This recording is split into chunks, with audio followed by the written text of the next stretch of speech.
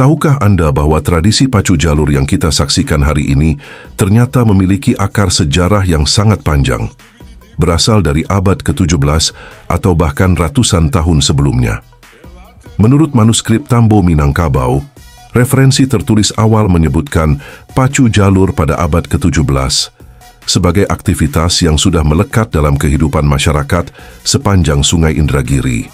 Lebih jauh lagi, sumber sejarah dari Prasasti Kedukan Bukit memperlihatkan bahwa sejak abad ke-7, pendayung Minangkabau telah melayari hilir hingga hilir Sungai Batanghari, menandakan tradisi pelayaran dan perlombaan air yang lebih tua dari yang selama ini kita duga.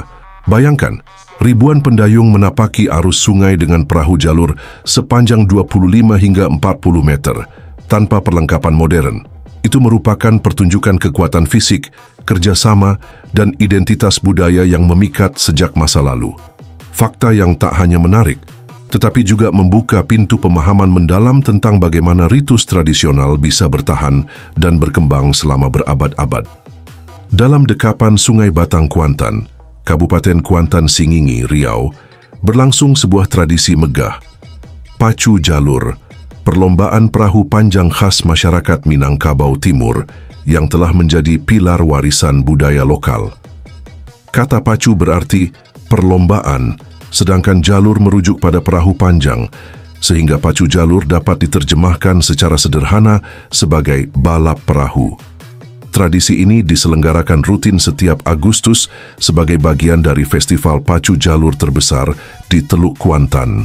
Perahu jalur dibuat dengan sungguh-sungguh dari batang kayu utuh, berukuran antara 25 hingga 40 meter, dan mampu menampung 50 hingga 60 pendayung. Namun, lebih dari sekadar olahraga, pacu jalur menyimpan unsur seni. Perahu dihias dengan ukiran kepala ular, harimau atau buaya, serta payung dekoratif dan selembayung, simbol status sosial bagi bangsawan dan datuk. Perayaan ini merupakan momen kultural yang menyatu, dari permainan musik, semarak persiapan perahu, hingga kebersamaan komunitas yang turun ke sungai memenuhi tepian Narosa. Pacu jalur bukan sekedar perlombaan, melainkan ekspresi identitas, solidaritas, dan kebanggaan masyarakat Kuantan. Di balik gegap gempita festival pacu jalur, tersimpan tantangan yang melekat pada tradisi yang panjang berabad-abad ini. Dua isu utama layak disoroti, penurunan partisipasi generasi muda dan tekanan modernisasi yang mengancam keaslian praktik budaya.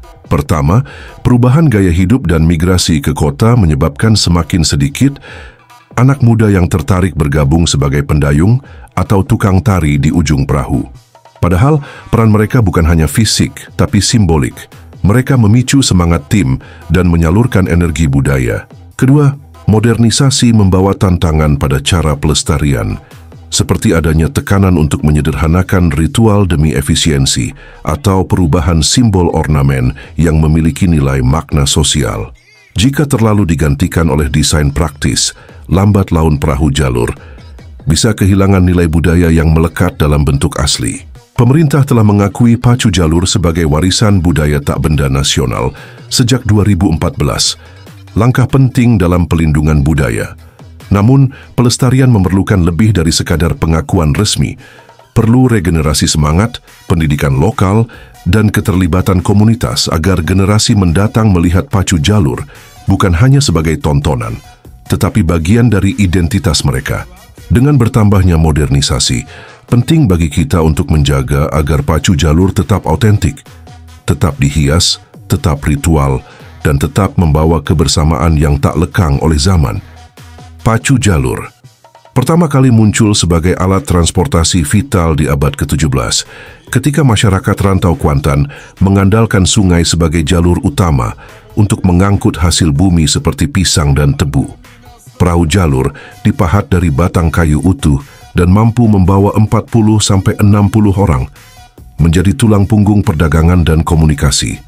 Seiring waktu, tradisi transportasi ini berubah menjadi simbol sosial.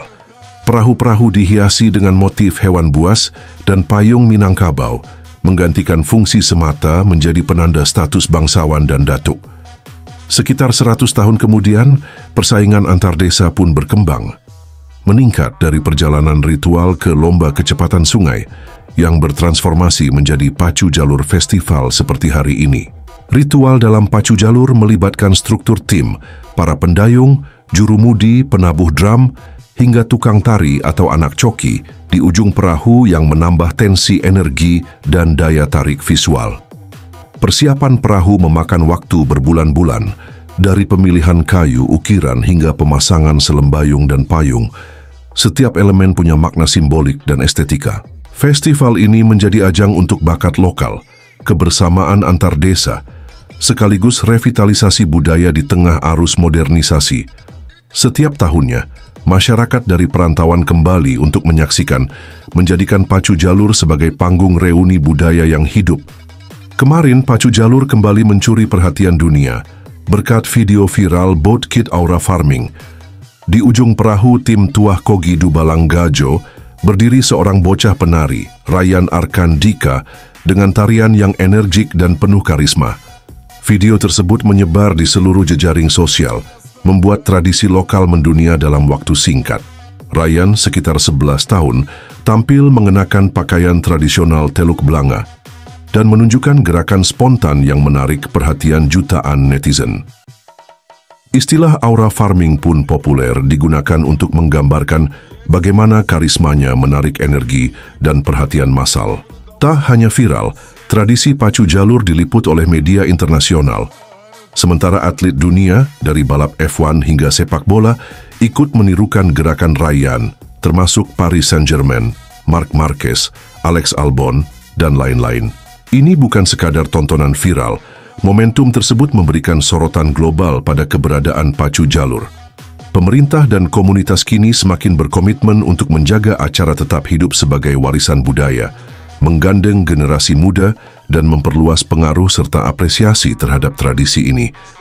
Di balik riuh tepian sungai dan riuh sorak penonton, pacu jalur berdiri tegak sebagai simbol warisan budaya yang kuat, pengikat identitas, gotong royong, dan estetika tradisional Minangkabau.